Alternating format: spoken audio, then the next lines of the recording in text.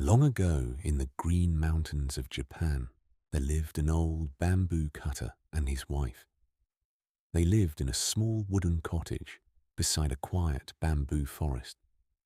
They were kind people, simple people.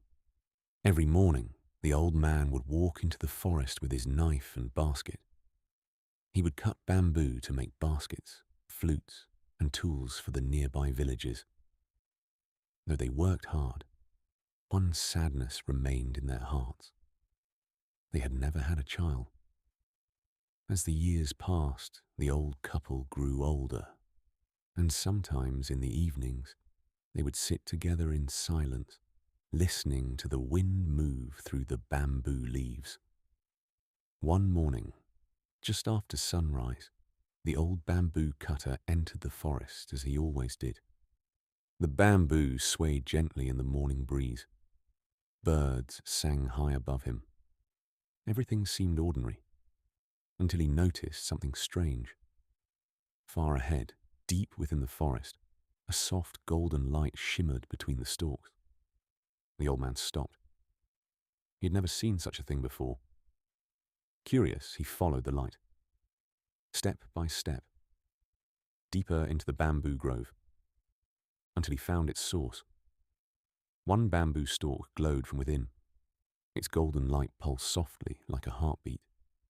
The old man carefully cut the bamboo open, and there, inside the hollow stem, sat a tiny girl no bigger than his hand.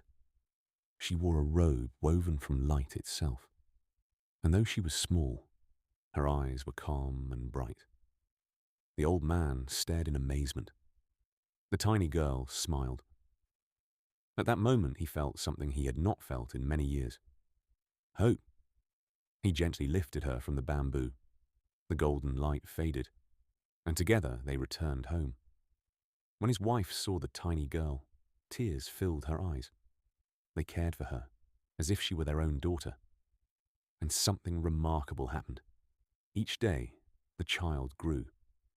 Not slowly, like ordinary children, but quickly. Within weeks, she had become a young girl. Within months, she had become a beautiful young woman. The old couple named her Kaguya, which meant radiant light.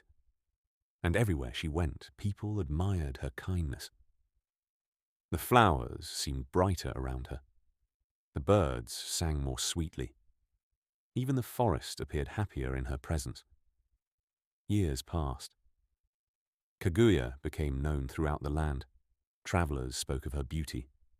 Poets wrote songs about her. Artists painted her portrait. Eventually, noblemen from distant provinces began arriving at the cottage. Each wished to marry her. Each believed he could win her heart.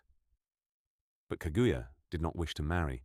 Instead, she offered each man an impossible task. One was told to bring a jewel from a dragon's neck. Another was asked to find a sacred treasure lost centuries ago. Another was sent to retrieve a legendary branch made of gold. One by one, they departed, and one by one, they failed. Some returned empty-handed. Some never returned at all. Still, Kaguya remained alone. The old couple noticed that despite her beauty and kindness, she often seemed sad, especially at night. Many evenings they would find her standing outside beneath the moon, watching it silently, as though listening to a distant voice, as though remembering something she could not explain. The old bamboo cutter grew worried. "My daughter," he asked one night, "why do you always look toward the moon?" Kaguya smiled softly, but she did not answer. Months passed. Then one autumn evening, Kaguya finally spoke. The moon hung bright above the mountains. Silver light covered the earth. The bamboo leaves whispered softly in the wind, and Kaguya's eyes filled with tears. "My father," she said, "there is something I must tell you." The old man listened carefully. "I was not born in this world." The words froze the air. "I came from the moon." The old bamboo cutter stared at her. Kaguya continued, "Long ago I was sent here. and soon those who sent me will come to take me home." The old man felt his heart break. "No," Kaguya lowered her head. "I do not wish to leave. This world became my home. You became my family." The old couple wept. For the first time since finding her, they understood why sadness had always lived behind her smile. The days passed quickly. Then came the night of the full moon, the brightest moon anyone could remember. Its silver light covered forests, mountains, rivers, and villages. Kaguya stood outside the cottage, the old couple beside her. Neither wished to say goodbye. Slowly, the moonlight grew brighter, brighter still, until it seemed the entire sky had opened. From the moon descended figures dressed in robes of white light, silent, peaceful, ancient. They had come for Kaguya. The old bamboo cutter held her hand. Tears streamed down his face. He had found her, raised her, loved her as his daughter. And now he had to let her go.